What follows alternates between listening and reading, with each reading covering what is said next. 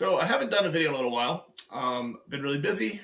For those who know me outside of just steel fighting, I own a woodworking company, and this is our busiest time of the year, November, December, for Christmas gifts, things like that. So really been on kind of lockdown work a lot. I also, after Reno, after US Nationals, I had injured my hand, which kept me from training a little while, and then I kind of had a sore back. So I was kind of delayed and kind of pushed fighting out of my life just a little bit. Still went to the hall and trained probably once a week, but wasn't with the same amount as I had been. Apologize for not being around, not sharing any videos, but I did want to take some time and talk today about a question that someone had asked me, someone who's a newer fighter, someone getting into fighting, and they were asking about what does the sport cost?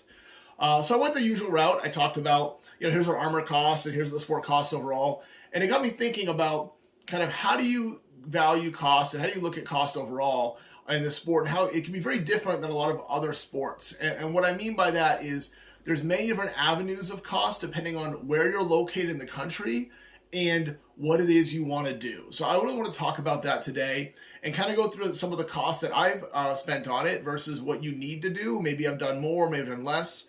But going to give you that framework for those who may be interested in getting into this or are in it and want to look at moving to the quote-unquote next level, whatever that may be. So let's first talk about cost as far as equipment. So what do you need to do this sport? I mean, I simply put, you need a suit of armor, right? And you need the weapons to go along with it for whatever you're doing. And we're going to talk, there's a whole range of this. I'm not going to talk about specific suits and things like that because that depends on what your style is, what your budget is, what you're looking to do. But to keep it simple, you can get a fully safe kit of armor reasonably for $1,500 to $1,700. I would say. I think that's a reasonable amount, and that's new. You get it new from I say not budget makers, but people who make it more in bulk, right? You can spend $8,000 or more on a suit of armor, a custom set that's made to you. You can buy steel, which is going to be heavier but more expensive and more common, or you can go buy titanium, which is going to be more expensive but lighter, and there's benefits to both titanium and steel depending on what you're fighting, things like that. But let's say you wanted to get into the sport and you wanted to buy new. Used you may find better. I'd say you generally don't find a better price than that, but what you find is a better suit that's marked down used to that. So let's say $1,500 for your suit, and by suit I mean arms, legs, brig, all of that. And what you're going to need then is gauntlets and a helmet, right? So we're talking helmet. Let's say gauntlets. You're going to spend $400 to $600 on your gauntlets, and you're going to spend $600 on your helmet, right? Now, if you get a used kit, you might get all of this for $2,000 or less, right? If you get, you'll buy it all new, maybe it's a better kit or whatever it may be.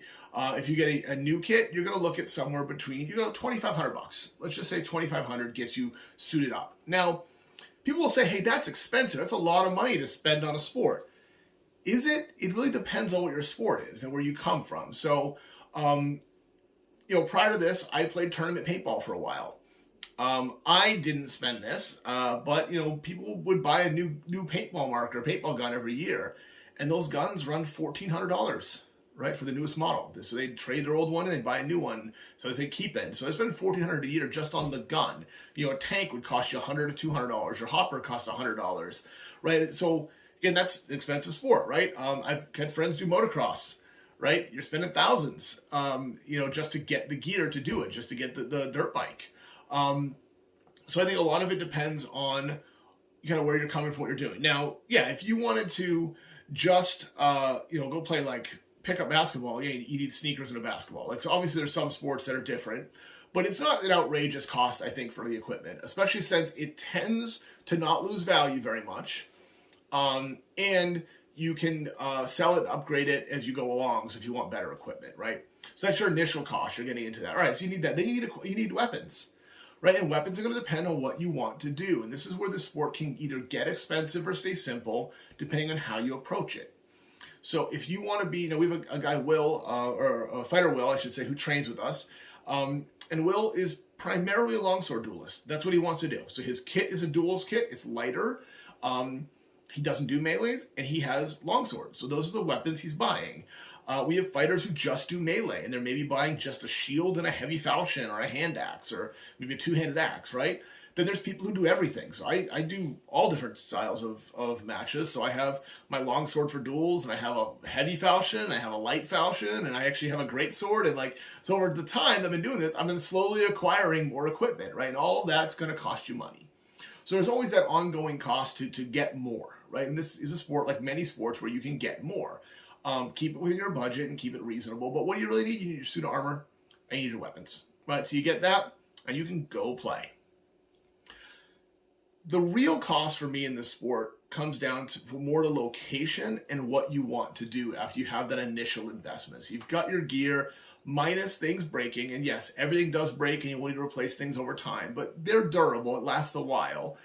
Where you're located makes a big difference in this sport.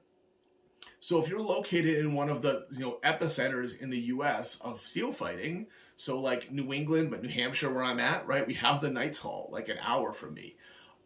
If you're in Texas, down by Warlord Academy, right? Nashville's building a gym right now. If you're, with Kearney's group, and like there are places where the fighting is really localized, and you can just fight local matches, and that you're pretty much paying. Maybe they've got a fight fee, but most places don't. You're paying just for the equipment, and you go and do the tournaments, right? So many people just do that they're totally happy, and that's what they want to do. So if you're in one of those areas, like your costs are going to stay relatively low. But if you're not in one of those areas and you want to compete, unless you have another group of friends to train and fight with, or even if you do, if you don't have an experienced trainer or teacher or someone who's fought at higher levels to pass on knowledge, you're going to have to travel. And the travel, I think, is where this sport can get very expensive. Even if you're a beginning fighter, if you're not in an area with big fights, you either have to fight very rarely or you have to consistently travel to events, right? And I think that is something that you have to take into consideration. Take into consideration your lifestyle, too, if you're someone who wants to do that. Now, we have many what I call journeyman fighters. There are people who may or may not be on a local team, but they travel constantly to events and matches, right? And most of the time they're driving to whatever's within driving distance, can it be 4 or 5 hours, maybe, like more than that? But that to them is really important, and they will do that. And if you can do that, then awesome. I think that's going to make you a better fighter. You get more experience, you're going to see more. But that's how you have to do it. So that cost of travel, you're talking, if you're doing, if you have to fly to events, you're going to be talking plane tickets and potentially hotel and, car rental and all that, just like any trip. So you have to kind of factor that in and think that into your budget when you're starting to do this. So that's any fighter anywhere. Even if you're in an epicenter of fighting, if you want to be great at this sport, you're going to have to travel.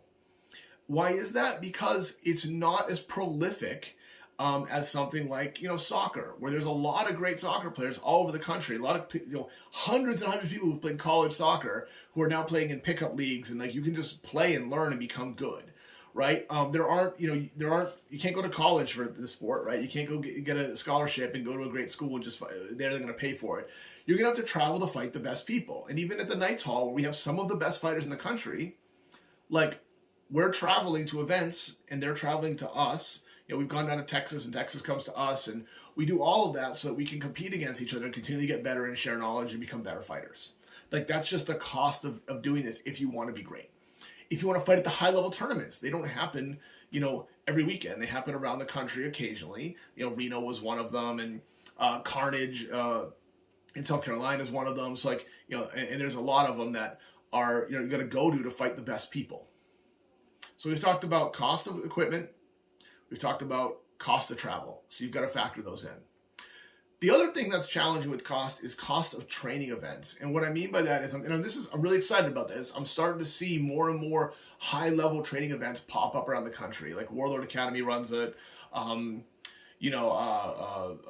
Ivey and his group, name slipped my mind, they just ran an event with kind of high-level fighters. It was event, and you had to fly out to that, though, and that was out West Coast. So, try to find time to do that, but also budgets. You have to budget which events you do travel to versus which training events you go to, and try to making sure that you're getting the best bang for your buck. So all of that's a definitive cost. And you want to really think about, when you start down this journey, what do you want to do?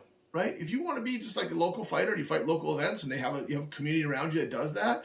That's awesome. I really think we should have more and more people doing that.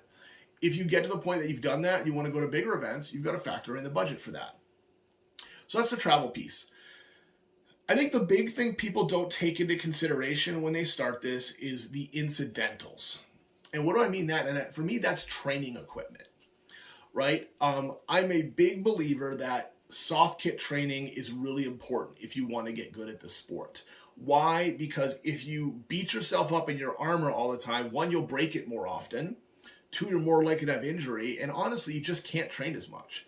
The amount of time it takes you to get everyone together, get in your armor, do a training event, get out of your armor, clean your armor, all that, versus throwing on my soft kit, my foam stuff, and just getting to practice those moves all day, it's a world difference. Right? So you have your soft kits. You've got to get chest protector, you need some sort of leg protection, you need some sort of, hockey gloves, you need a foam weapon, so you have to buy some sort of, foam LARPing fighting sword that you're going to use for that. You're going to have to get a foam shield or make one, and then the helmet protection too. You have to have a good helmet. You can watch my other videos about soft kit and kind of what I'm using. And I did a review recently on the Bohurt Tech helmet that I love. But again, that's not cheap, right? That's $100 something for that helmet. You're talking $200, $300 maybe for a full kit of soft kit that's like workable, that you can kind of piece together. And I think if you buy like an official like soft warrior kit, it's like $450 for everything, right? It's really good stuff. Like I recommend getting it, but again, that costs money. So this is not to dissuade anyone from competing or training or jumping into this amazing sport. It's to be realistic about the fact that the things you want to do are going to cost you money, and you have to budget for it and you have to plan for it. So you have to buy a little bit at a time.